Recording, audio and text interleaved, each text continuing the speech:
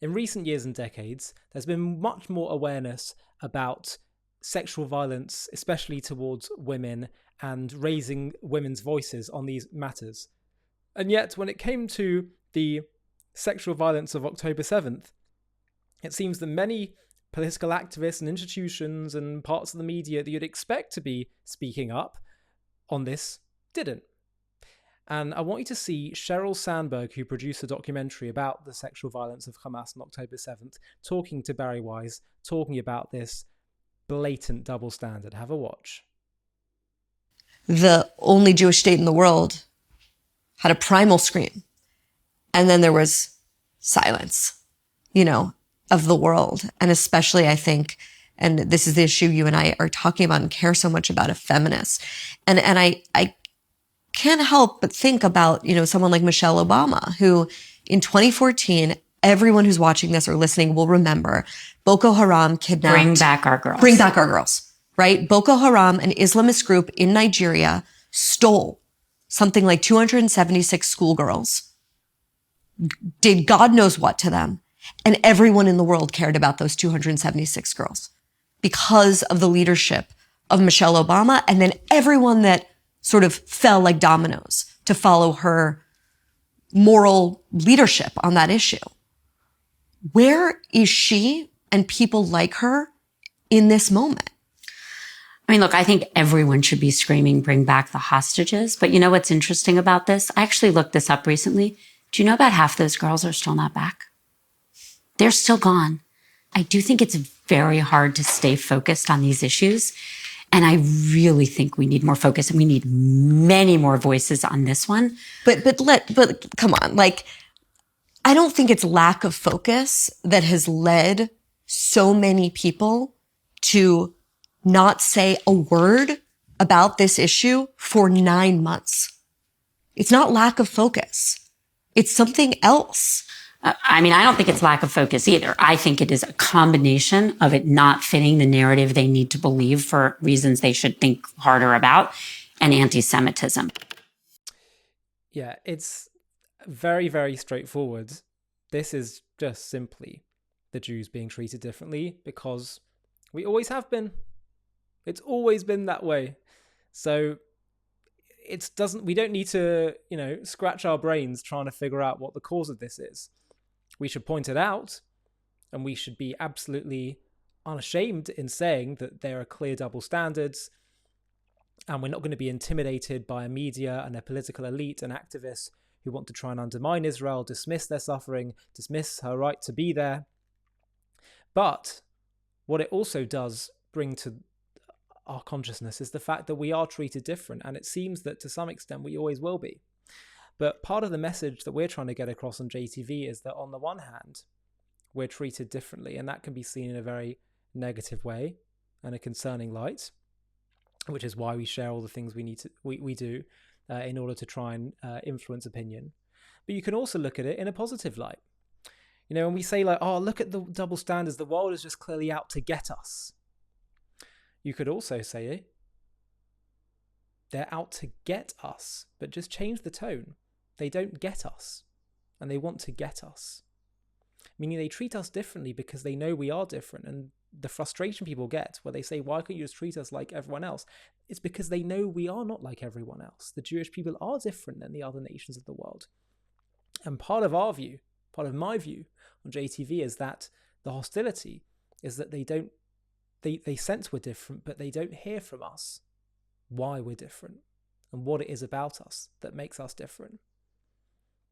And so the Jewish people have felt that our approach needs to be to fit in, and that will work. History has clearly shown us that does not work. That does not solve the problem of anti-Semitism.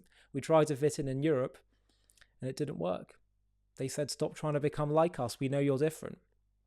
And the more we insist that the solution is they just treat us different, as Bari was saying to Sheryl, just have more of a focus, then that will solve it. That it's not going to work. That's not going to work. The solution is when the Jewish people tell the world who we really are. Tell them that we are different, and what our difference is about. that we are meant to be not just a nation like other nations, but a light to the nations. We are God's chosen people, chosen by him to share his values, share his vision with the world, share what he needs for the world to become. And we have done that for thousands of years, but after many, many years of persecution, it's told us if we say anything, if we articulate our difference, the world will hate us. They'll try and destroy us. But the truth is now the world is crying out for it. The world is in desperate need of moral leadership and moral clarity. And so part of the difference in treatment is because the world knows we are different. And so we should actually embrace that. This is a real fundamental point. And when people think, well, if we say that, they'll hate it, they won't like it. Actually, no, they won't. They're in desperate need of understanding the purpose for why we're all here. And particularly, by the way, with the issue of Islam and radical Islam in the Middle East, if you understand their narrative around why they hate Israel, it's because they think we are the new chosen people of God. He's dismissed the Jews, and the Jews were cursed to wander the earth forever, and their covenant was broken with God. So then how do you make sense of the fact that the Jews after 2,000 years are returned to the land of Israel? How do you make sense of that? It looks like God never really did abandon the Jews, that their covenant still remains intact.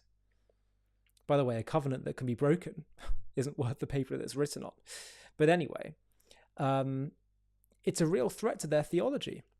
So either God never forsook the Jews and their narrative really is true, or this must be an evil. It's a test from God. Israel is an evil that needs to be eliminated. So how can we think the answer to that problem, to their view of Israel, is to talk all about how Israel follows international law and is democratic and all these Western secular values? They're not going to care about that. What this comes down to is who are the Jewish people and what is their relationship with God and the world's destiny. And so when people cringe and when I say that we need to be telling them who we are, that we are, the Jewish people are God's chosen people, chosen to spread his vision and light to the world, well, that really is the only theological paradigm shift that the world needs to take in, that will actually solve this problem, especially among the Muslim world. They think God forsook the Jews, they're the new chosen people. They need to understand that's not the case. Everyone has a role in this world. Everyone is here because they're needed by God. But to ignore to dismiss the basic fact of the Jewish people's chosenness and their role in the world is simply going to perpetuate this problem. So we mustn't be shy about it. And the purpose, by the way, of all this denial of the sexual violence and all these things is in some ways to try and intimidate us, to get us to be silent, to get us to feel like we shouldn't speak up and have a voice. But the solution cannot be to hide away. The solution has to be to become even more confident, even more unashamed in not just challenging these ridiculous double standards, but also to be absolutely clear in telling the world what it is that makes us different and why it is that they sense that. Hi, thank you so much for watching. To watch another one, click here. To stay up to date with all our content, click here to subscribe. And if you're able to, you can help support JTV to grow and grow by clicking join below this video, where you can become a member and get perks including early access to videos and private live discussions with me. But most of all, you'll be partnering with us on our mission to change the world.